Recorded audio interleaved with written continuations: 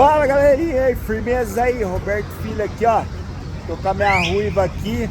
Estou no bairro Matão aqui em Campinas Sumaré aqui ó. Uma chuva galera, frio, tomei um chubão agora. Vou falar pra vocês, vou abortar a viagem aqui de volta pra Minas depois de sair do encontro de vinhedo lá, né, de ontem. E vou engatilhar um transporte aqui para levar a motoca para lá e eu vou com a dona Paula de carro, beleza? Mais tarde tá no ar aí, de vinhedo, hein? Espero chegar.